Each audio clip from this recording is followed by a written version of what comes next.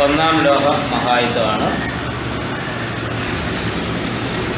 The First World War, which was fought from 1914 to 1918, was the most frightful war that mankind had experienced so far. ഒരുപക്ഷേ മനുഷ്യ സമൂഹം അനുഭവിച്ചതിൽ വെച്ച് ഏറ്റവും ഭയാനകമായ, ഏറ്റവും അപകടകരമായ ഒരു യുദ്ധമായിരുന്നു ഏതാ? ഫസ്റ്റ് വേൾഡ് വാർ എന്ന് പറയുന്നത്. ഇത് 1914 1918 ഇടയ്ക്കാണ് എന്ത് നടക്കുന്നത്, ഈ യുദ്ധം എന്ത് ചെയ്യുന്നത്, നടക്കപ്പെടുന്നത്. It was a total war which shattered the economy of all nations and also produced far-reaching consequences. അപ്പോൾ ഇതൊരു സമ്പൂർണ്ണ യുദ്ധമായിരുന്നു. ഭൂരിപക്ഷമുള്ള എല്ലാ ലോകരാജ്യങ്ങളുടെയും സാമ്പത്തിക വ്യവസ്ഥകളെ പിടിച്ചു കുലുക്കിയ, ഒരുപാട് ആഫ്റ്റർ എഫക്ട്സുകൾ, പ്രത്യാഘാതങ്ങൾ ലോകരാജ്യങ്ങളിൽ ആകമാനം ഉണ്ടാക്കിയ ഒരു യുദ്ധമായിരുന്നു ഏതാണ്, ഈ ഒന്നാം ലോക മഹായുദ്ധം എന്ന് പറയുന്നത്. The use of new weapons changed the character of വാർ. പുതിയ പുതിയ ആയുധങ്ങളുടെ ഉപയോഗം എന്ത് ചെയ്തു, ഈ യുദ്ധത്തിൻ്റെ സ്വഭാവത്തെ എന്ത് ചെയ്തു, ആകെ തന്നെ മാറ്റിമറിക്കുകയും ചെയ്തു. A combination of economic, political, social and military causes led to the first world war. അപ്പോൾ സാമ്പത്തികമായും രാഷ്ട്രീയപരവും സൈനികവും സാമൂഹ്യപരവുമായിട്ടുള്ള കാരണങ്ങൾ ഒന്നാം ലോക മഹായുദ്ധത്തിന് കാരണമായിട്ടുണ്ട്. അതിൽ നമുക്ക് കാണേണ്ടത് ഒന്നാം ലോക മഹായുദ്ധത്തിൻ്റെ പ്രധാനപ്പെട്ട കാരണങ്ങൾ എന്തൊക്കെയാണെന്ന്. Causes of first world war. So there are many underline causes for the war. ഈ യുദ്ധത്തിൻ്റെ പിറകിൽ എന്ത് ചെയ്യുന്നു, ഒരുപാട് കാരണങ്ങൾ നമുക്ക് എന്ത് ചെയ്യാൻ പറയാനായിട്ട് കഴിയും. അതിലൊന്നാമത്തെ എന്ന് പറയുന്നത് ഇമ്പീരിയലിസ്റ്റ് റൈവൽറീസ്. അവിടുത്തെ ഇമ്പീരിയലിസ്റ്റുകൾ തമ്മിലുണ്ടായ ശത്രുതയാണ് ഇതിന് കാരണമായത്, ഒന്നാം ലോക മഹായുദ്ധം ഉണ്ടാകുന്നതിനുള്ള ആദ്യത്തെ കാരണമെന്ന് പറയുന്നത്. The industrial and commercial rivalry between the powerful nations of the Europe, particularly with the Great Britain and Germany, was the important causes of that led to the First World War. Industrial and commercial rivalry, വ്യവസായികവും വാണിജ്യപരവുമായിട്ടുള്ള ശത്രുത, അതായത് ലോകത്തിൻ്റെ വിവിധ ഭാഗങ്ങളിലുള്ള powerful ആയിട്ടുള്ള രാജ്യങ്ങൾ തമ്മിലുണ്ടായ, പ്രത്യേകിച്ച് എടുത്തു പറയുകയാണെങ്കിൽ ഗ്രേറ്റ് ബ്രിട്ടനും ജർമ്മനിയും തമ്മിലുണ്ടായ ഇൻഡസ്ട്രിയൽ കൊമേഴ്സ്യൽ റൈവൽറിയാണ്, വ്യാവസായികവും വാണിജ്യപരവുമായ ശത്രുതയാണ് ഇതിന് കാരണമായത്, ഒന്നാം ലോക മഹായുദ്ധത്തിനുള്ള ആദ്യത്തെ കാരണമെന്ന് നമുക്ക് ഇന്ത്യയിൽ പറയാനായിട്ട് കഴിയും. The foundations of the German Empire in 1871, Germany made marvelous strides in economic growth. അപ്പോൾ 1871 എന്താ ജർമ്മൻ സാമ്രാജ്യത്തിന് തുടക്കം ഇടുന്നത്. അപ്പോൾ ആ കാലഘട്ടം മുതൽ തന്നെ എന്ത് ചെയ്തു, സാമ്പത്തിക മേഖലയിൽ ശക്തമായിട്ടുള്ള ഒരു രാജ്യമായിട്ട് ആര് മാറി, ജർമ്മനി എന്ത് ചെയ്ത് മാറുക ചെയ്തു. അതായത് German products competed successfully with the British product. അതായത് ജർമ്മനി ഉൽപ്പാദിപ്പിക്കുന്ന സാധനങ്ങൾ വളരെ വിജയകരമായിട്ട് തന്നെ എന്ത് ചെയ്യുന്നു, ഈ ബ്രിട്ടൻ ഉൽപ്പാദിപ്പിക്കുന്ന സാധനങ്ങളുമായിട്ട് എന്താ കോമ്പീറ്റ് ചെയ്യാനായിട്ട് തുടങ്ങി. അപ്പോൾ Germany was making in economic level. അപ്പോൾ ആ കാലഘട്ടത്തിൽ എന്ത് ചെയ്തു, സാമ്പത്തികപരമായിട്ടുള്ള മേഖലയിൽ എന്ത് ചെയ്തു, ജർമ്മനി ഉയർന്ന ഒരു നിലയിലേക്ക് എന്ത് ചെയ്യുന്നു, മാറപ്പെടുന്നു. The French were also alarmed by the German industrial expansion.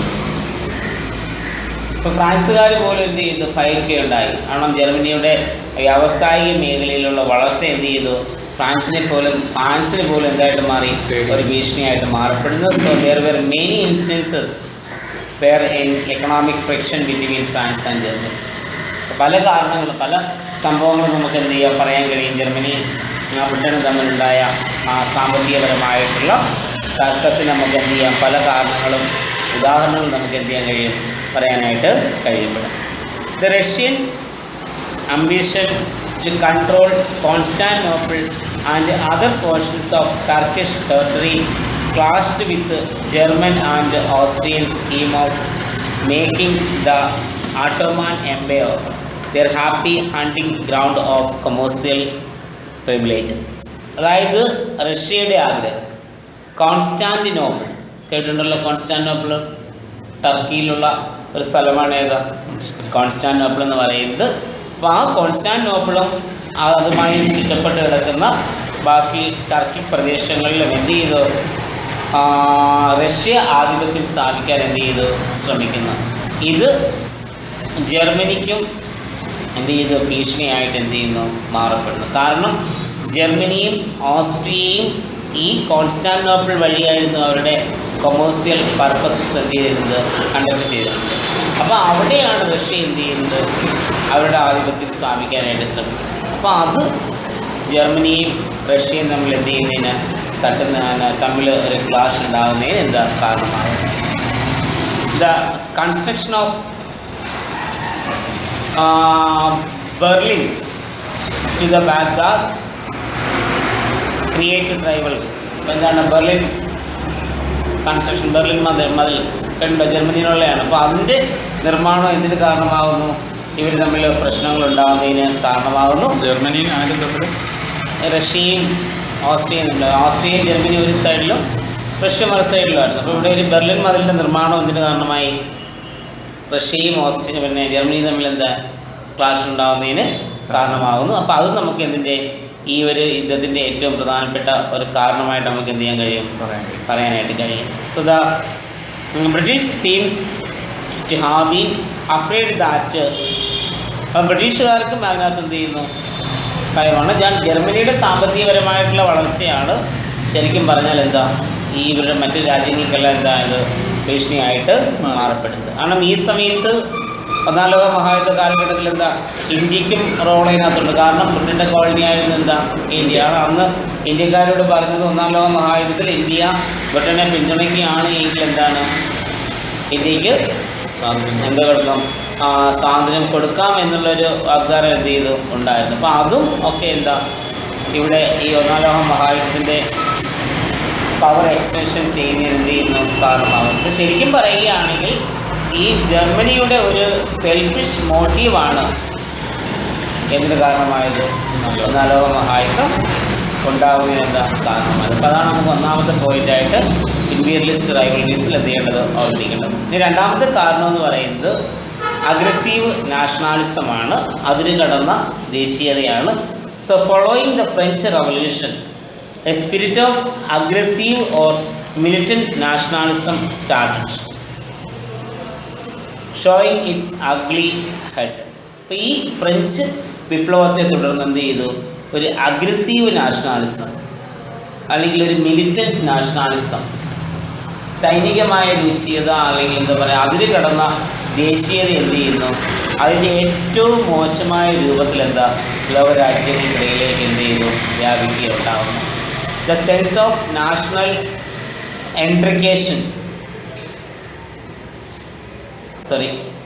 national intoxication inspired citizens to hold them nations above others. ഒരു സെൻസ് ഓഫ് നാഷണൽ ഇൻടോക്സിക്കേഷൻ, അതായത് ദേശീയത എന്ന് പറയുന്നത് എന്ത് ചെയ്യുന്നു ഒരു ദുഷിച്ച അവസ്ഥ. ഇൻടോക്സിക്കേഷൻ ഒരു ദേശീയത എന്ന് പറയുന്ന ആ ഒരു ദുഷിച്ച അവസ്ഥയിലേക്ക് എന്ത് ചെയ്യുന്നു ലോകരാജ്യങ്ങൾ പോകുന്നു. അപ്പോൾ ഓരോ രാജ്യവും അവരുടെ രാജ്യങ്ങളെ മറ്റു രാജ്യങ്ങൾക്ക് മുകളിലേക്ക് എന്ത് ചെയ്യാൻ എത്തിക്കാനുള്ള ശ്രമം അല്ലെങ്കിൽ ഉയർത്തിപ്പിടിക്കാനുള്ള ശ്രമം എന്ത് ചെയ്തു അവിടെ നടക്കുകയുണ്ടാവുന്നു. For no reason one nation hated the other. അതായത് ഒരു കാരണവുമില്ലാതെ എന്ത് ചെയ്യുന്നു ഓരോ രാജ്യങ്ങളും മറ്റു രാജ്യങ്ങളെ എന്ത് ചെയ്യുന്നു വെറുക്കുന്ന ഒരവസ്ഥയിലേക്ക് എന്ത് ചെയ്യുന്നു. അതായത് one nationalism developed and became very aggressive among Nations.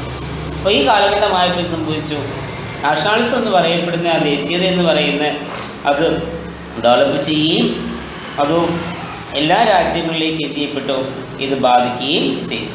So by the early 20th century nationalism assumed many dangerous forms. അപ്പോൾ ഏകദേശം 20ാം നൂറ്റാണ്ടിനോട് കൂടി ആദ്യ കാലഘട്ടത്തോടു കൂടി എന്ത് ചെയ്തു ദേശീയത എന്ന് പറയുന്ന ഈ ഒരു പ്രശ്നം എന്താ പല രൂപങ്ങളിൽ എന്ത് ചെയ്യുന്നു, ലോക രാജ്യങ്ങൾക്കിടയിൽ എന്ത് ചെയ്തു, വ്യാപിക്കുകയുണ്ടായി. അതിൽ ഏറ്റവും പ്രധാനമായിട്ട് നമുക്ക് എടുത്ത് പറയാൻ കഴിയുന്നത് the great Serbian scheme, the Panslav movement in Russia, the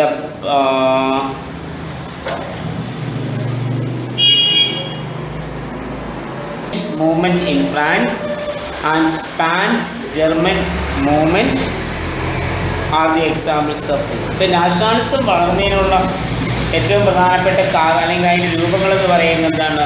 great Serbian scheme. കാരണം സെർബിയ എന്ന് പറയുന്ന രാജ്യത്തോടുള്ള ആ രാജ്യത്തിന് ഉണ്ടായ അതിര് കടന്ന ദേശീയ ബോധം.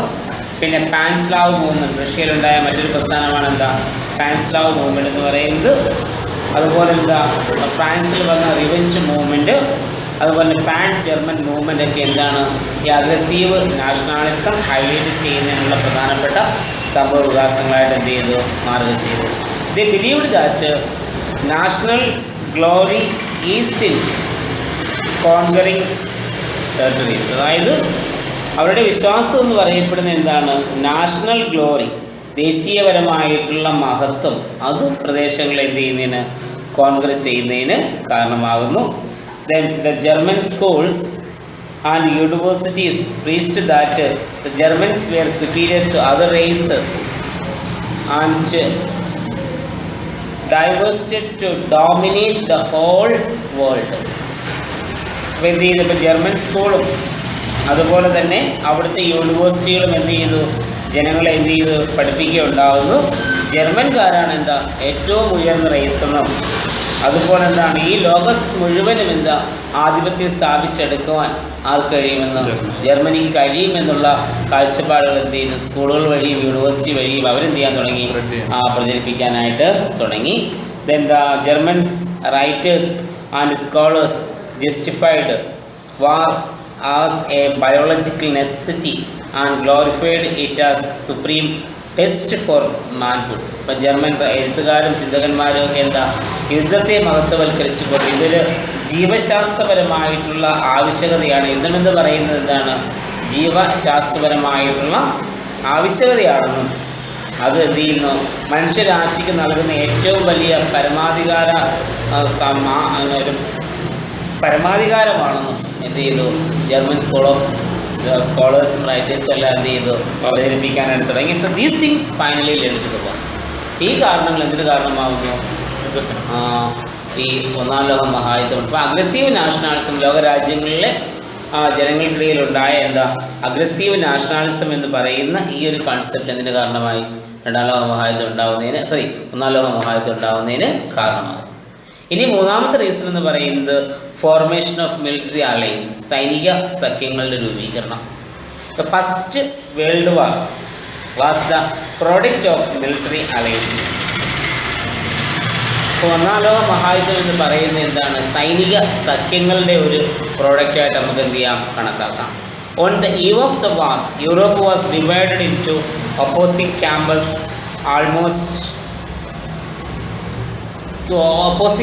Of almost equally strength. അപ്പോൾ ഈ ഒന്നാം ലോക മഹായുദ്ധത്തിൻ്റെ ആ ഒരു തുടങ്ങുന്നതിനുള്ള ആ ഒരു അവസാന നാളുകളിൽ യൂറോപ്പ് എന്ത് ചെയ്തു, രണ്ട് ഓപ്പോസിറ്റ് ചേരികളായിട്ട് എന്ത് ചെയ്യപ്പെട്ടു, ഡിവൈഡ് ചെയ്യപ്പെടുകയുണ്ടാവുന്നു. ഏകദേശം തുല്യമായിട്ടുള്ള ശക്തിയുള്ള രണ്ട് ചേരികളായിട്ട് ആര് മാറി? യൂറോപ്പ് ഡിവൈഡ് ചെയ്യുന്നു. യൂറോപ്പ് തമ്മിൽ അതായത് Bismarck was highly concerned of the huge German empire that he had build. അതിൽ ഏറ്റവും പ്രധാനപ്പെട്ടയാളെന്ന് പറയുന്നത് ബിസ്മാർക്ക് ഉണ്ടാക്കിയെടുത്ത അദ്ദേഹത്തിൻ്റെ, അതായത് ഓട്ടോമൻ ബിസ്മാർക്ക് കേട്ടിട്ടുണ്ടാവും.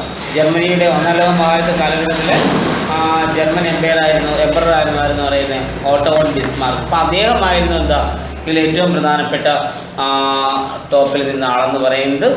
So the German chancellor decided to keep France completely isolated in European politics. അതായത് യൂറോപ്യൻ പോളിറ്റിക്സിൽ നിന്നും എന്ത് ചെയ്യണം, ഫ്രാൻസിനെ പൂർണ്ണമായിട്ടും അകറ്റി നിർത്തുവാൻ ആരാഗ്രഹിച്ചു? ജർമ്മനി എന്ത് ചെയ്യും? ജർമ്മൻ ചാൻസലറായ ഓട്ടോൺ ബിസ്മാർക്ക് എന്ത് ചെയ്യുന്നു? ആഗ്രഹിക്കുന്നു. സോ അക്കോർഡിംഗ്ലി അതിൻ്റെ ഫലമായിട്ട് Germany, Austria, Hungary and Italy formed a military pact called Triple Alliances in 1882. അങ്ങനെ 1882 ജർമ്മനിയും ഓസ്ട്രിയയും ഹംഗറിയും ഇറ്റലിയും കൂടി ചേർന്നതിൻ്റെ ഒരു സൈനിക അലയൻസ്, ഒരു സൈനിക സഖ്യം ഉണ്ടാക്കുന്നു. ആ സൈനിക സഖ്യമാണ് എന്താ ട്രിപ്പിൾ അലയൻസ് എന്ന പേരിൽ എന്ത് ചെയ്തു അറിയപ്പെടുക ചെയ്ത് രൂപീകരിക്കുന്നത് 1882 In an attempt to open it, France, Britain and Russia joined hands and gave a sharp to a rival agreement called Triple Entente in 1907. അപ്പോൾ ഇതിനെതിരായിട്ട് എന്ത് ചെയ്തു 1907 റഷ്യയും ഫ്രാൻസും ബ്രിട്ടനും കൂടി ചേർന്നുകൊണ്ട് എന്ത് ചെയ്യുന്നു മറ്റൊരു സൈനിക സഖ്യം ഉണ്ടാക്കുന്നു. അതിൻ്റെ പേരെന്ന് പറയുന്നത് ട്രിപ്പിൾ എൻറ്റൻറ്റെ, ട്രിപ്പിൾ ആൻഡേ എന്ന് നമ്മൾ എന്ത് ചെയ്യും പറയും. ട്രിപ്പിൾ അലയൻസും ട്രിപ്പിൾ ആൻഡേയും അതിൽ എഴുതി വരുമ്പോൾ ട്രിപ്പിൾ എൻറ്റൻറ്റെ എൻറ്റൻറ്റെ ട്രിപ്പിൾ ആൻഡേ എന്ന് നമ്മൾ എന്ത് ചെയ്യുന്നു വായിക്കുന്നത്. ഇപ്പോൾ രണ്ട് അലയൻസ് എന്ത് ചെയ്തു ഇവിടെ രൂപീകരിച്ചു. The mutual enmity and rivalry among the two groups of nations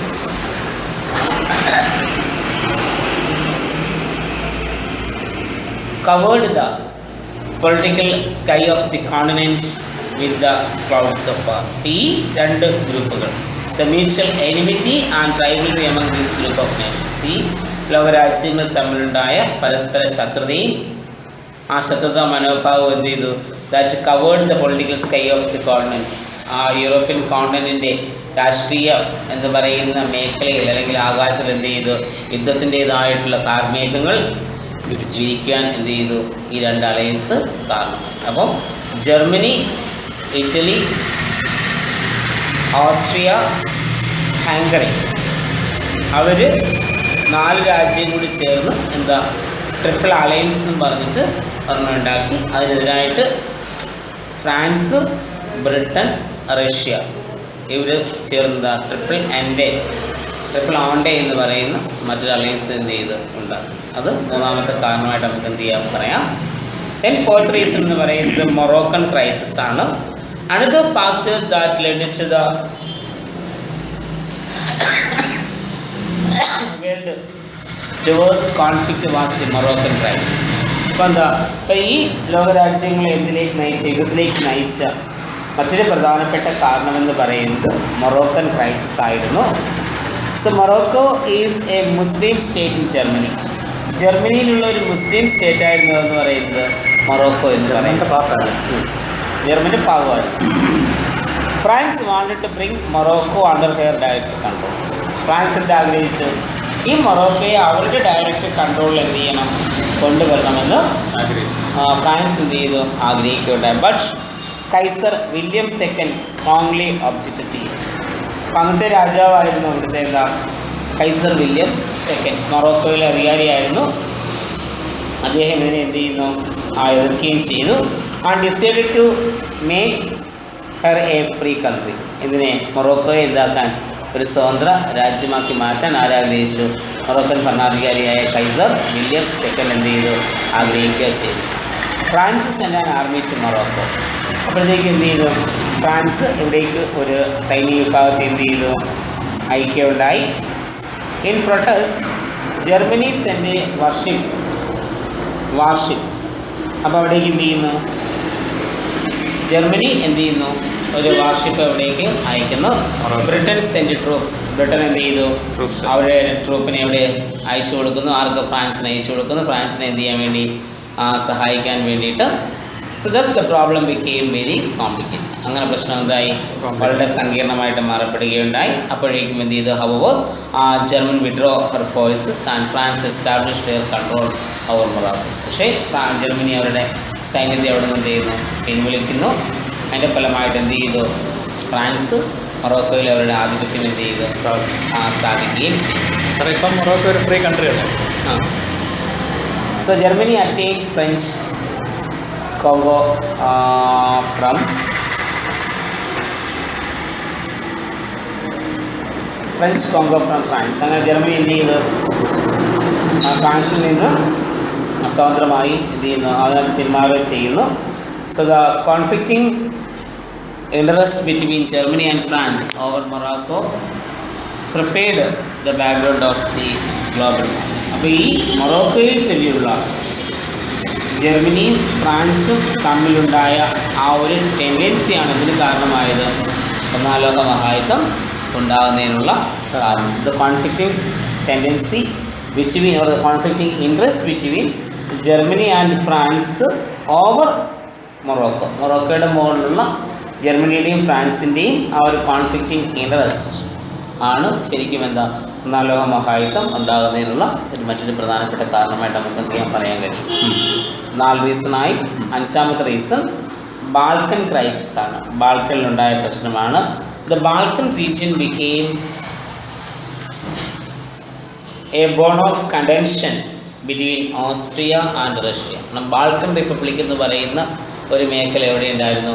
റഷ്യയിലുണ്ട്. Latvia, Lithuania, Estonia തുടങ്ങിയ രാജ്യങ്ങൾ ചേർന്നതാണ് ഏതാ ബാൾക്കൻ റിപ്പബ്ലിക് എന്ന് പറയുന്നത്. അതായത് ഫ്രഞ്ച് റവല്യൂഷൻ, റഷ്യൻ റവല്യൂഷൻ അത് പിന്നീടാണ് വരുന്നത്. ഒന്നാം ലോക മഹായുദ്ധത്തിന് ശേഷമാണ് എന്താ റഷ്യൻ റവല്യൂഷൻ ഉണ്ടാകുന്നത്. അപ്പോൾ അതിനു മുമ്പ് ഈ ഓസ്ട്രിയയ്ക്കും അതുപോലെ തന്നെ റഷ്യയും തമ്മിലുണ്ടാകുന്ന ഒരു കോൺഫ്ലിക്റ്റിന് വേദിയായിരുന്നു എന്ന് പറയാം ഈ ബാൾക്കൻ മേഖല എന്ന് പറയപ്പെടുന്നത്. So the Berlin Congress of 1878 gave the right to Austria to rule and not to annex Balkan territories of Bosnia and Herzegovina. അപ്പോൾ 1878 ചേർന്ന ബെർലിൻ കോൺഗ്രസിൽ വെച്ച് ഓസ്ട്രിയക്ക് എന്ത് ചെയ്യാനുള്ള അധികാരം? ഈ ബാൾക്കൻ റിപ്പബ്ലിക്കുകളിൽ എന്ത് ചെയ്യാൻ, ഭരണം നടത്തുവാനുള്ള, പ്രത്യേകിച്ച് ബാൾക്കൻ ടെറിട്ടറീസ് ആയിട്ടുള്ള ബോസ്നിയയിലും ഹെർസഗോവിനയിലും എന്ത് ചെയ്യാൻ, ഭരണം നടത്തുവാനുള്ള അധികാരം എന്ത് ചെയ്യുന്നു, കൊടുക്കുന്നു. പക്ഷേ ഈ പ്രദേശം എന്ത് ചെയ്യാൻ, ഓസ്ട്രിയയുടെ ഭാഗമാക്കി മാറ്റാനുള്ള അധികാരം എന്ത് ചെയ്തില്ല, നൽകിയില്ല. But surprisingly Austria annexed these 2 Balkan provinces on October 1908. പക്ഷേ എന്ത് സംഭവിച്ചു? 1908 എന്ത് ചെയ്തു? ഓസ്ട്രിയ ഈ 2 മേഖലയെയും ബോസ്നിയയും ഹെർസഗോവിനയും ആരുടെ ഭാഗമാക്കി മാറ്റി? ഓസ്ട്രിയയുടെ ഭാഗമാക്കി മാറ്റി. In fact, these 2 places should have gone to Serbia because their inhabitants were slaves as in Serbia. ശരിക്കും പറഞ്ഞാൽ ഈ പ്രദേശം എങ്ങോട്ട് പോകേണ്ടതാണ്? സെർബിയയിലേക്ക് പോകേണ്ട പ്രദേശമാണ്. കാരണം ഇവിടുത്തെ ഭൂരിപക്ഷം ആളുകളും എന്താണ്, ഈ സെർബിയയിലുള്ള സ്ലേവ് വംശത്തിൽപ്പെട്ട ആളുകളായിരുന്നു, അല്ലെങ്കിൽ സ്ലേവ്സ് ആയിരുന്നു ഇവിടെ താമസിക്കുന്നത്. ഈ ബോസ്നിയയിലും ഹെർസഗോവിനയിലും താമസിക്കുന്നു. On the other hand, Russia had a great interest in the Balkan because it was very near to Russia's territory. അതേസമയം റഷ്യയ്ക്കും എന്താ ഈ പ്രദേശത്തോടൊരു താല്പര്യം. കാരണം റഷ്യയോട് അടുത്ത് സ്ഥിതി ചെയ്യുന്ന പ്രദേശമായിരുന്നു ഏതാണ്? ഈ ബോസ്നിയയും ഹെർസഗോവിനയും. നേരത്തെ പറഞ്ഞ Latvia, Lithuania, Estonia, Bosnia, Herzegovina എന്നൊക്കെ പറയുന്ന മേഖല എന്താ, റഷ്യയോട് അടുത്ത് സ്ഥിതി ചെയ്യുന്ന മേഖലയാണ്. സ്വാഭാവികമായിട്ടും റഷ്യയ്ക്ക് എന്ത് തോന്നി കാണും? താല്പര്യം. So she raised a storm of protest against annexation. അപ്പോൾ ഈ ഓസ്ട്രിയ ഈ പ്രദേശങ്ങൾ പിടിച്ച് എടുത്തതിനെതിരായിട്ട് ഇവരെന്ത് ചെയ്യുന്നു? ഒരു പ്രതിഷേധ കൊടുങ്കാട്ട് തന്നെ എവിടെ ഉണ്ടാകുന്നു? റഷ്യയിൽ ഉണ്ടാകുന്നു.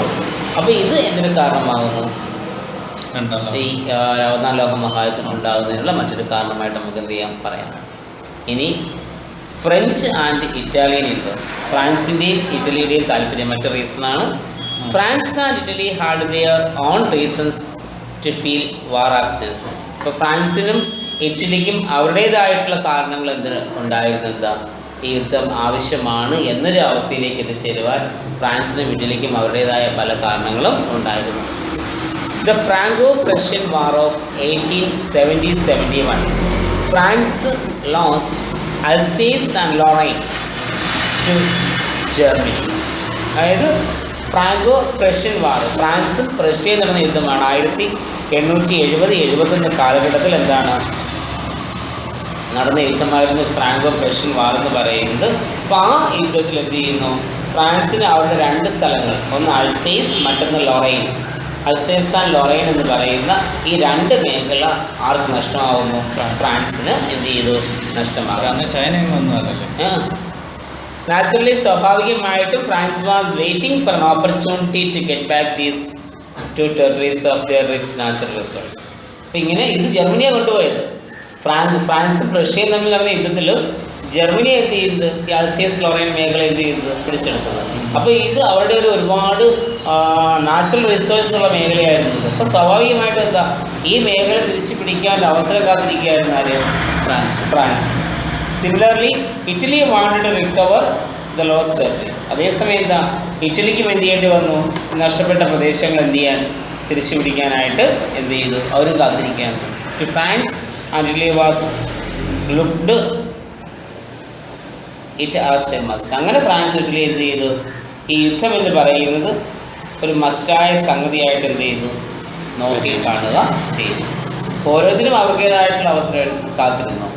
ഫ്രാൻസും റഷ്യയും ഇറ്റലിയും എല്ലാം എന്ത് ചെയ്തു, ഒരവസരങ്ങൾ കാത്തിരിക്കുകയാണ്. പക്ഷേ ഇതൊക്കെ കോമൺ ആയിട്ടുള്ള റീസൺ ആണെങ്കിൽ പോലും ഇതിൻ്റെ ഇമ്മീഡിയറ്റ് കോസായിട്ട് നമുക്ക് പറയാൻ കഴിയുന്നത്, the immediate cause of the war was the assassination of archduke Francis Ferdinand of Austria, heir to the Austrian throne, and his wife at Sarajevo, a small business town, by a Bosnian student named Princip on June 28, 1940. അപ്പോൾ ഇതുണ്ടാകുവാനുള്ള ഏറ്റവും പ്രധാനപ്പെട്ട കാരണമായിട്ട് നമുക്ക് പറയാൻ കഴിയുന്നത് എന്താണ്, archduke Francis Ferdinand, ഓസ്ട്രിയയിലെ ഭരണാധികാരിയായ,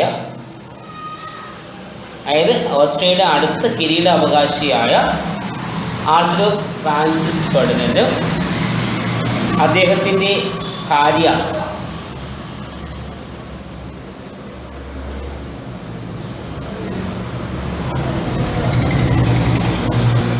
അപ്പോൾ ഓസ്ട്രിയയുടെ കിരീടാവകാശിയായ ആർച്ച്ഡ്യൂക്ക് ഫ്രാൻസിസ് ഫെർഡിനൻഡും അദ്ദേഹത്തിൻ്റെ ഭാര്യ സോഫിയയും എന്ത് ചെയ്തു, സെരജാവോയിൽ വെച്ച്, അതായത് ബോസ്നിയയ്ക്ക് അടുത്തുള്ള ബോസ്നിയയിലുള്ള ഒരു ചെറിയ ബിസിനസ് ടൗൺ ആയിരുന്നു എന്ന് പറയുന്നത് സെരജാവോ.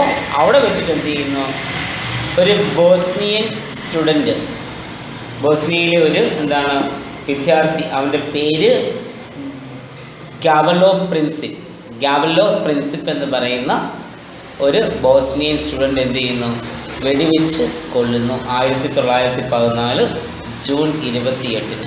ഇതാണ് ഇതിന് കാരണമായത്. ശരിക്കും പറഞ്ഞാൽ 1-ാം ലോക മഹായുദ്ധം ഉണ്ടാകുന്നതിനുള്ള ഏറ്റവും പ്രധാനപ്പെട്ട കാരണമെന്ന് പറയപ്പെടുന്നു.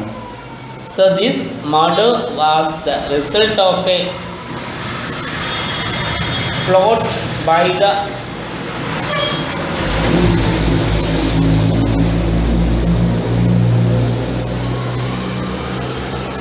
members of secret society commonly called black hat.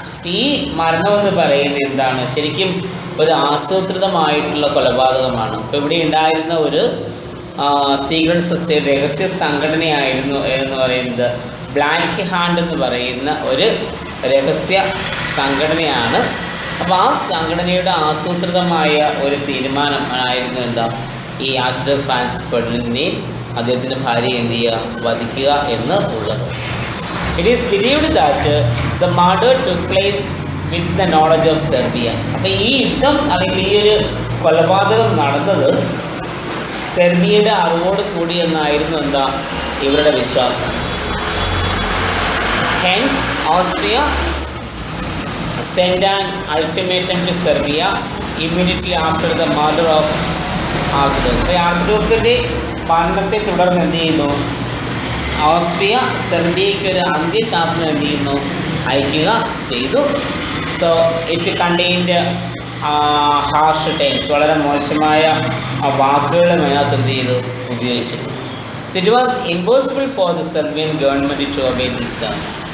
ഈ ടേംസ് അംഗീകരിക്കാൻ ആർക്കും കഴിഞ്ഞില്ല, സെർബിയൻ ഗവൺമെൻറ്റിന് അസാധ്യമായിരുന്നു.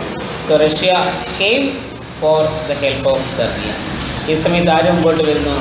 സെർബിയയെ സംരക്ഷിക്കുവാൻ റഷ്യ മുമ്പോട്ട് വരികയും Germany asked Russia to keep away from helping Serbia.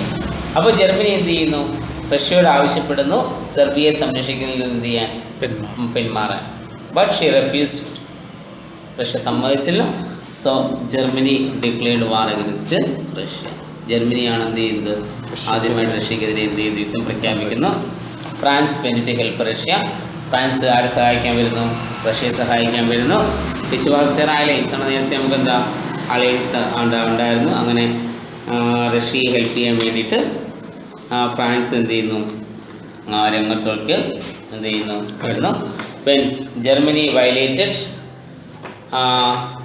Germany എന്ത് ചെയ്യുന്നു? അതിനെ വയലേറ്റ് ചെയ്യുന്നു.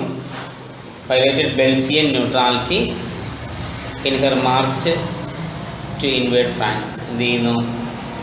ആ ബെൽജിയൻ ന്യൂട്രാലിറ്റിയൊക്കെ നിഷ്പക്ഷതയൊക്കെ മറികടന്നുകൊണ്ട് ജർമ്മനി എന്ത് ചെയ്യുന്നു? മുന്നോട്ട് വരുന്നു ഫ്രാൻസിനെ ആക്രമിക്കാൻ വേണ്ടിയിട്ട്. England also declared war on Germany. അപ്പോൾ ഇംഗ്ലണ്ട് രംഗത്ത് വരുന്നു. ജർമ്മനിക്കെതിരായിട്ട് യുദ്ധം പ്രഖ്യാപിക്കുന്നു. Thus the first world war started in 1940. അങ്ങനെ എന്ത് ആരംഭിച്ചു? ഫസ്റ്റ് വേൾഡ് വാർ ആരംഭിക്കുക ചെയ്തു. ഫസ്റ്റ് വേൾഡ് വാറിൻ്റെ കോഴ്സാണ് അതിൻ്റെ ഗതി എന്താണെന്ന് ഘട്ടം.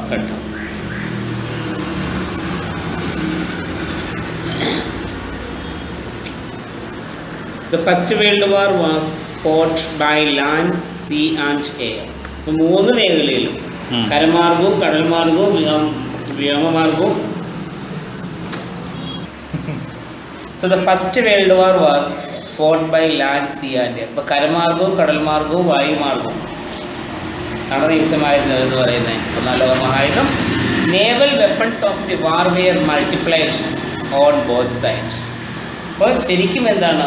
നേവൽ വെപ്പൺസ് ധാരാളമായിട്ട് 2 വശത്തും ഉപയോഗിച്ച ഒരു യുദ്ധമായിരുന്നു ഈ യുദ്ധം എന്ന് പറയുന്നത്. Nations on the sides of entity came to be known as allies and were 23 in number. നമ്മൾ പറഞ്ഞ എന്താണ്? 2 അലയൻസ് ആയിട്ട് മാറി എന്ന് പറഞ്ഞു അല്ലേ? ട്രിപ്പിൾ അലയൻസും ട്രിപ്പിൾ എൻറ്റിൻ്റെയും അല്ലേ?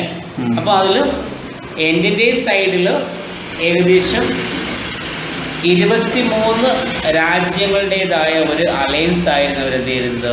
ഉണ്ടാക്കി.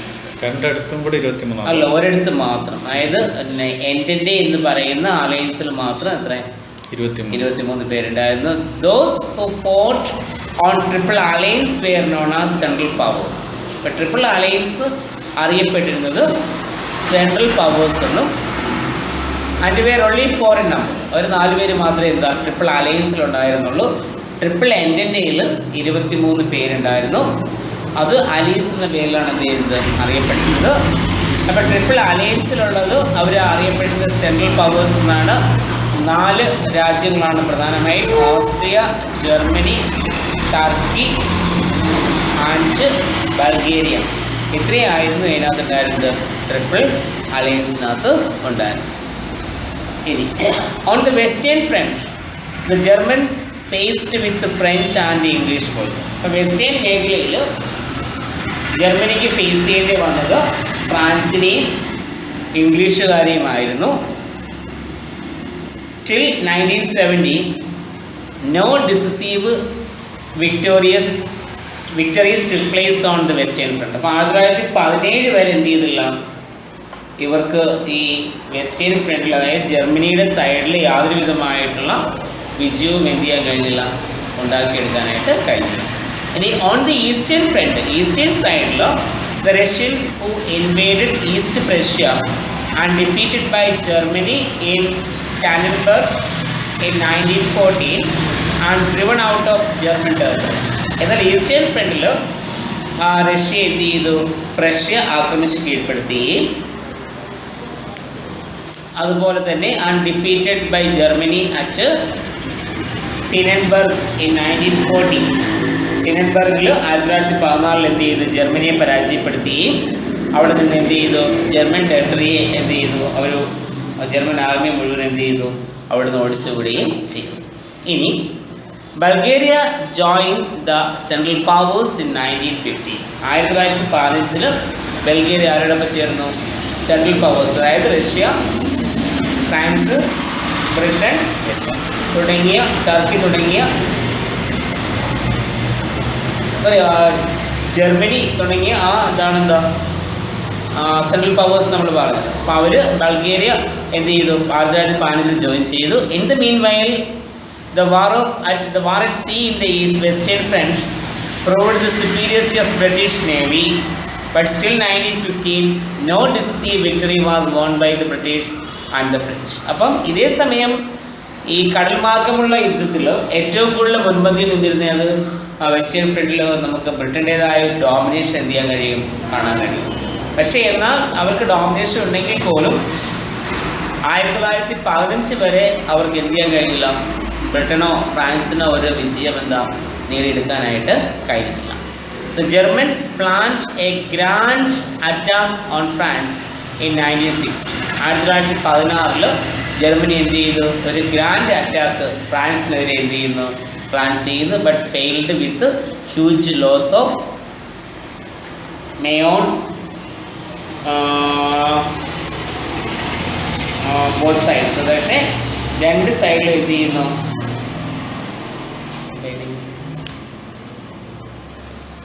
പറഞ്ഞു ജർമ്മൻസ് എന്ത് ചെയ്തു? ഒരു ഗ്രേറ്റ് അറ്റാക്ക് ഫ്രാൻസിനെതിരെ 1916 പ്ലാൻ ചെയ്തു. പക്ഷേ രണ്ട് സൈഡിലും നാശനഷ്ടം ഉണ്ടായിക്കൊണ്ട് അവരെന്ത് ചെയ്യുന്നു? അതിനകത്തുനിന്ന് പിന്മാറുക ചെയ്തു. Hence for Germany resorted submarine warfare to sink the ships of all nations allied and natural. പക്ഷേ ഇതേ സമയം ജർമ്മനി എന്ത് ചെയ്യുന്നു? ഈ സബ്മറൈൻ മുങ്ങിക്കപ്പൽ യുദ്ധ മുറകൾ എന്ത് ചെയ്തു? ഉപയോഗിക്കുകയും ഈ മറ്റ് രാഷ്ട്രങ്ങളുടെ എല്ലാം ഈ അലീഡ് പവേഴ്സിൻ്റെയും അല്ലെങ്കിൽ ന്യൂട്രൽ പവേഴ്സിൻ്റെ ഉൾപ്പെടെയുള്ള വാർഷിപ്പുകൾ എന്ത് ചെയ്യുന്നു? മുക്കിയ ഒരു സ്വഭാവമാര് കാണിച്ചു ജർമ്മനി എന്ത് ചെയ്ത് കാണിക്കുകയുണ്ടാവും. The defeat of Russia in the Eastern Front was followed by the Bolshevik Revolution in 1917, which abolished Tsarship and made peace with Germany. അപ്പം റഷ്യയുടെ പരാജയം ഈസ്റ്റേൺ ഫ്രണ്ടിൽ ആര് പരാജയപ്പെടുന്നു? റഷ്യ പരാജയപ്പെടുന്നു. ഇതേ തുടർന്ന് റഷ്യയിൽ ബോൾഷെവിക് റവല്യൂഷൻ 1917 എന്ത് നടക്കുന്നു? ബോൾഷെവിക് റവല്യൂഷൻ അല്ലെങ്കിൽ റഷ്യൻ വിപ്ലവം എന്ത് ചെയ്യുന്നു? സ്റ്റാർട്ട് ചെയ്യുന്ന എപ്പോഴാണ്? 17 അപ്പോൾ അതെന്ന് വെച്ചാൽ എന്തിനു വേണ്ടിയെന്ന് പറഞ്ഞാൽ അവിടുത്തെ റഷ്യയിലെ എന്ത് അവസാനിപ്പിക്കാൻ, സാർ ഭരണം എന്ത് ചെയ്യാൻ അവസാനിപ്പിക്കാൻ വേണ്ടിയിട്ടാണ് എന്ത് കൊണ്ടുവന്നത്? ഈ റഷ്യൻ റവല്യൂഷൻ കൊണ്ടുവന്നത്. അപ്പോൾ ഈ ഈസ്റ്റേൺ ഫ്രണ്ടിൽ റഷ്യക്കുണ്ടായ പരാജയം ജർമ്മനിയുമായിട്ട് എന്ത് ചെയ്യാൻ ഒരു പീസ് ട്രീറ്റിയിൽ ഒപ്പുവെക്കാൻ ആരെ പ്രേരിപ്പിച്ചു? റഷ്യയെ പ്രേരിപ്പിക്കുന്നു. Then it naturally increased the prestige of central powers. ഇത് സെൻട്രൽ പവേഴ്സിൻ്റെ എന്താണ് ആ ഒരു പ്രസ്റ്റീജ് വർദ്ധിപ്പിച്ചത്. ഇവിടെ റഷ്യയായിട്ട് ഒപ്പുവെച്ച ട്രീറ്റിക്ക് ഒരു പേര് പറയുന്നുണ്ട്, ട്രീറ്റി ഓഫ് ബ്രെസ്റ്റ്-ലൈറ്റ്സ്റ്റോക്ക് എന്നാണ് എന്ത് ചെയ്യുന്നത്? ജർമ്മനി റഷ്യയും തമ്മിൽ ഒപ്പുവെച്ച കരാറിന് എന്ത് ചെയ്യുന്നത് പറയുന്നത്? Treaty of Brest-Litovsk. അപ്പോൾ ഇത് സെൻട്രൽ പവേഴ്സിൻ്റെ പ്രസ്റ്റീജ് വർദ്ധിപ്പിച്ചു. The great victories of Germany over Rumania and Austria over Italy made central powers near to victory. അപ്പോൾ ഈ സമയത്ത് എന്ത് ചെയ്യുന്നു? ജർമ്മനി റുമേനിയക്കെതിരെയും ഓസ്ട്രിയ ഇറ്റലിക്കെതിരെ എന്ത് ചെയ്യുന്നു? ഈ യുദ്ധത്തിൽ വിജയിക്കുന്നു. അത് അവരുടെ സെൻട്രൽ പവേഴ്സിൻ്റെ ശക്തി എന്ത് ചെയ്യുന്നു? കൂട്ടുന്നു. But the whole thing collapse with the sinking of one American ship by German marine. അപ്പോൾ എന്ത് ചെയ്യുന്നു? ഈ ഇങ്ങനെയുള്ള വിജയമെല്ലാം എന്ത് ചെയ്യുന്നു? കുഴപ്പത്തിലായത് ഈ ജർമ്മനിയുടെ സബ്മറൈൻസ് എന്ത് ചെയ്യുന്നു? അമേരിക്കയുടെ ഒരു കപ്പലിനെ എന്ത് ചെയ്യുന്നു? മുക്കുന്നത്. അമേരിക്ക വാർഫ്രണ്ടിൽ വന്നിട്ടേ ഇല്ല. പക്ഷെ അങ്ങനെ ഇരുന്നപ്പോഴാണ് എന്ത് ചെയ്തത്? ഈ അമേരിക്കയുടെ ഒരു ഷിപ്പിനെ ജർമ്മൻ സബ്മറൈൻ എന്ത് ചെയ്ത് മുക്കും. Therefore, President Wilson declared war against Germany.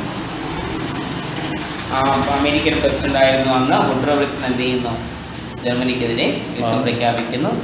This undoubtedly strengthened the capacity of allies and very soon the war turned in favor of allies. അപ്പോൾ ഈ അമേരിക്കയിൽ കൂടി അലിയുടെ ട്രിപ്പിൾ അലയൻസിൻ്റെ കൂടെ ചേർന്നപ്പോൾ എന്ത് ചെയ്യുന്നു, ശക്തമായി അവർ ശക്തമായി മാറപ്പെടി. അങ്ങനെ യുദ്ധമാർക്ക് അനുകൂലമാകുന്നു, അലിയുടെ പവേഴ്സിന് അനുകൂലമായിട്ട് മാറുകയും ചെയ്തു. However, the final stage of the war fought on the west, where Germany was defeated by Marshal Foch, the commander-in-chief of Allied forces. പിന്നെ യുദ്ധത്തിൻ്റെ ഫൈനൽ സ്റ്റേജ് എന്ന് പറയും ജർമ്മനിയുടെ പരാജയം. അതായത് അലീഡ് ഫോഴ്സസിൻ്റെ കമാൻഡർ ഇൻ ചീഫായ മാർഷൽ ഫോക്ക് എന്ത് ചെയ്യുന്നു, ജർമ്മനിയെ എന്ത് ചെയ്യുന്നു, പരാജയപ്പെടുത്തുന്നു. On November 11, 1918 Germany signed an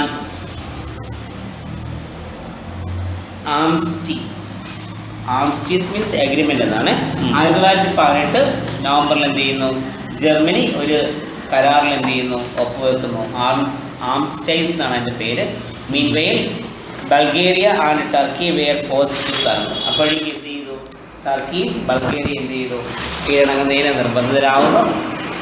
the Italians defeated the Austrians at A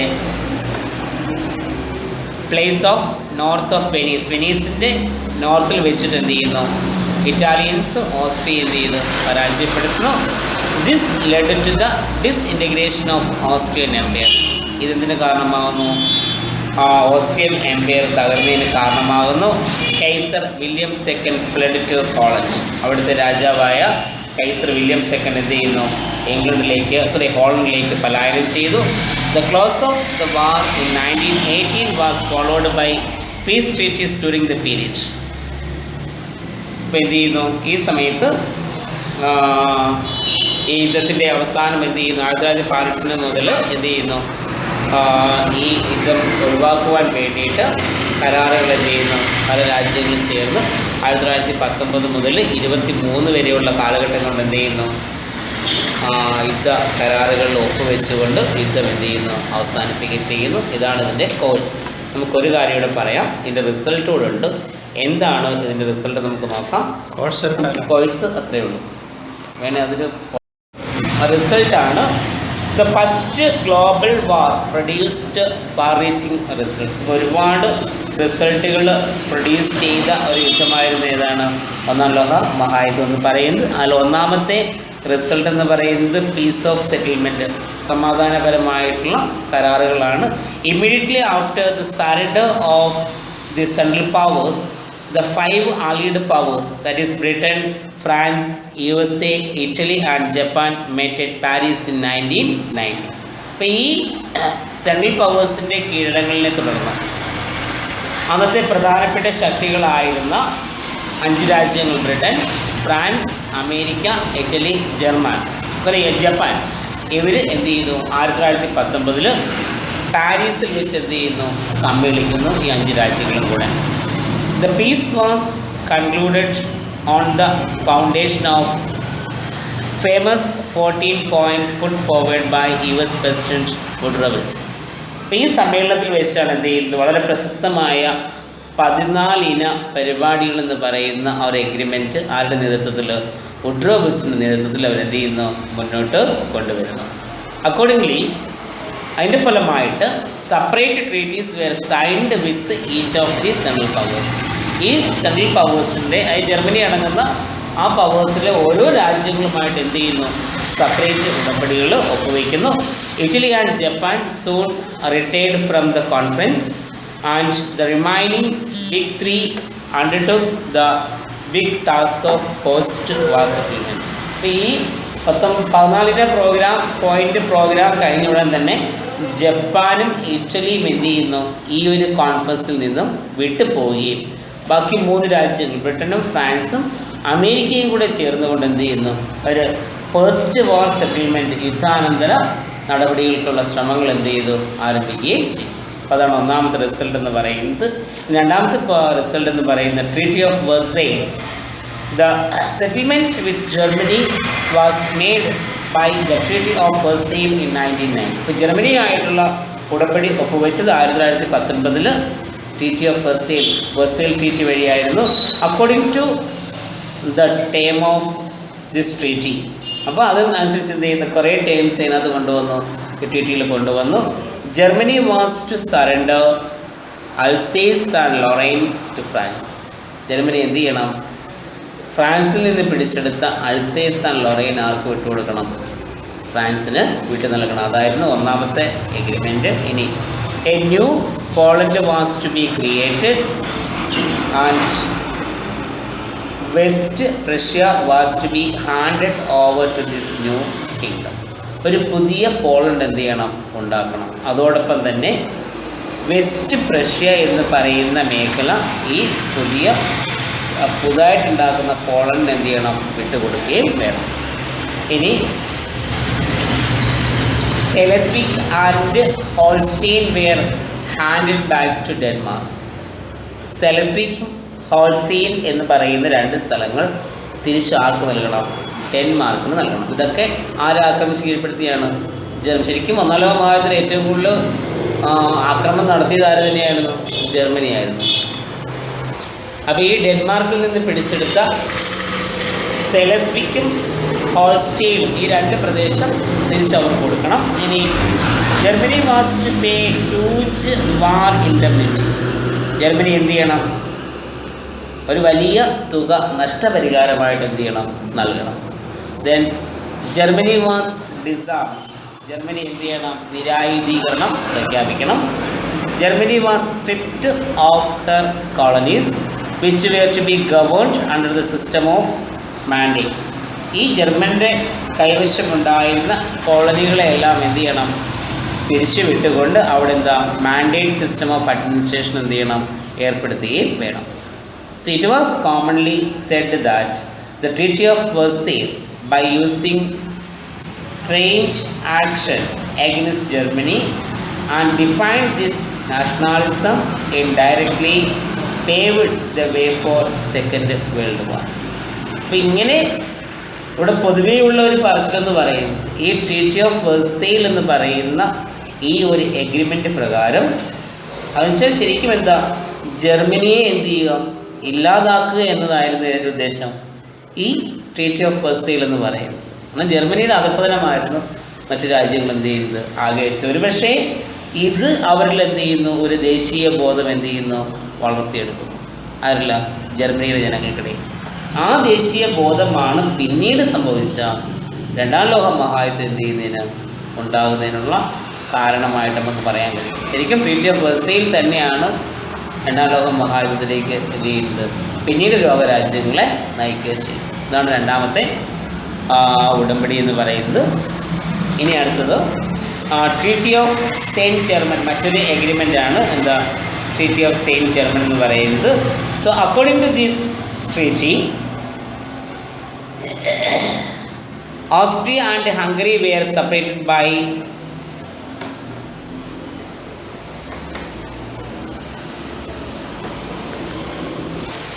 according to this treaty, Austria and Hungary were separated. അപ്പോൾ എന്ത് ചെയ്തു? ഓസ്ട്രിയയും ഹംഗറിയും ഈ ട്രീറ്റി പ്രകാരം സെയിൻറ്റ് ജർമ്മൻ എന്ന് പറയുന്ന ട്രീറ്റി പ്രകാരം എന്ത് ചെയ്യുന്നു? വേർതിരിക്കപ്പെടുന്നു. Austria was compelled to recognise independence of Hungary. ഹംഗറിയുടെ സ്വാതന്ത്ര്യം അംഗീകരിക്കാൻ ആര് നിർബന്ധരാകുന്നു? ഓസ്ട്രിയ നിർബന്ധരാകുന്നു. Czechoslovakia and Yugoslavia. അതിനോടൊപ്പം തന്നെ വരുന്ന 2 ഭാഗമാണ് ഏത്? ചെക്കോസ്ലോവാക്യയും യുഗോസ്ലോവിയ. ഹംഗറി, ചെക്കോസ്ലോവാക്യ, യുഗോസ്ലോവിയ ഇവരുടെ സ്വാതന്ത്ര്യം അംഗീകരിക്കാൻ ഓസ്ട്രിയ നിർബന്ധരാകുന്നു. The Austrian nation itself was reduced to a small land lock state. ഇതിനെന്താക്കി മാറ്റി? ഓസ്ട്രിയ എന്ന് പറയുന്ന രാജ്യത്തെ ഒരു ചെറിയ ഒരു ലാൻഡ് ലോക്ക്ഡ് രാഷ്ട്രമാക്കി എന്ത് ചെയ്ത് മാറ്റുക ചെയ്യും. ഇനി അടുത്തത് ട്രീറ്റി ഓഫ് നെവില്ലി ആണ്. The treaty was signed with Bulgaria in November 19. ബൾഗേറിയയുമായിട്ട് ഒപ്പുവെച്ച കരാറാണ് ഏതാ? ട്രീറ്റി ഓഫ് നെവില്ലി എന്ന് പറയുന്നത്. By this treaty she was caused to give up almost all the territory. അപ്പോൾ ആ ട്രീറ്റി പ്രകാരം എന്ത് ചെയ്യേണ്ടി വന്നു? ഈ ബൾഗേറിയ പിടിച്ചെടുത്ത എല്ലാ മേഖലകളിലും തിരിച്ചവർ കൊടുക്കേണ്ടി വന്നു. She had gained since the first Balkan war. അപ്പോൾ അത് എന്താ? 1ാം ബാൾക്കൻ യുദ്ധം വരെ എന്ത് ചെയ്തു? കൈവശം വെച്ചിരുന്ന എല്ലാ മേഖലകളിലും അവർക്ക് എന്ത് ചെയ്യേണ്ടി വന്നു? ബൾഗേറിയക്ക് തിരിച്ച് കൊടുക്കേണ്ടതായിട്ട് വന്നു. ഇനി അടുത്ത ഒന്നും കൂടെ ഉണ്ട്. Treaty of Sevres and treaty of Lausanne. Sevres and Lausannes എന്ന് പറയുന്ന ട്രീറ്റി ഉണ്ട്. So by this By the Treaty of Scopes, it was a place near Paris. ഈ സ്കപ്സ് എന്ന് പറയുന്ന സ്ഥലം പാരീസിനടുത്തുള്ള സ്ഥലമാണ്. അപ്പോൾ ആ സ്കപ്സ് ട്രീറ്റി അനുസരിച്ച് which it was connected in August 1920, Turkey was surrendered all territories excepting Turkey proper, അതായത് ടർക്കിയുടെ പ്രോപ്പർ പ്ലേസ് ഒഴികെ ബാക്കിയുള്ള എല്ലാ പ്രദേശവും ടർക്കിക്ക് എന്ത് ചെയ്യേണ്ടി വന്നു? സറണ്ടർ ചെയ്യേണ്ടതായിട്ട് വന്നു. The city of Constantinople and the northern and central portions of Asia Minor. അപ്പോൾ ഏഷ്യ മൈനറിലെയും അതിൻ്റെ നോർത്തിൻ ആൻഡ് സെൻട്രൽ പോർഷൻസും കോൺസ്റ്റാന്റിനോപ്പിളും ഒക്കെ എന്താ ടർക്കിക്ക് സറണ്ടർ ചെയ്യേണ്ടതായിട്ട് വന്നു. The government of the Sultan agreed to accept this humiliating treaty. അപ്പോൾ ഈ ഒരു ട്രീറ്റി അംഗീകരിക്കാൻ തയ്യാറാവുന്നു? അവിടുത്തെ സുൽത്താൻ അംഗീകരിക്കാൻ തയ്യാറാവുന്നു. But the revolutionary government of Mustafa Kemal Pasha denounced the provision of the treaty. ഒരു ടർക്കിഷ് എംപറർ ആയിരുന്നു ആരാ? മുസ്തഫ കമാൽ പാഷ. കേട്ടിട്ടുണ്ടല്ലോ. അദ്ദേഹം റവല്യൂഷണറി ലീഡർ ആയിരുന്നു. അദ്ദേഹം ഈ എഗ്രിമെൻ്റ് ഒപ്പുവയ്ക്കാൻ അല്ലെങ്കിൽ എഗ്രിമെൻ്റ് അംഗീകരിക്കാൻ എന്തായില്ല? തയ്യാറായില്ല. A fresh treaty was now concluded with Turkey in 1923. അപ്പം പിന്നീട് എന്ത് ചെയ്യുന്നു? 1923 ഒരു പുതിയ ട്രീറ്റി എന്ത് ചെയ്യുന്നു? കൊണ്ടുവരുന്നു. So this treaty was known as the Treaty of Lausanne, by which the Turkish were given back all of Asia Minor and other provinces. അപ്പോൾ ആദ്യം നമ്മൾ പറഞ്ഞ സ്കപ്സ് ട്രീറ്റി അംഗീകരിക്കാൻ ആര് തയ്യാറാവുന്നില്ല? മുസ്തഫ കമാൽ പാഷ അംഗീകരിക്കാൻ തയ്യാറായില്ല.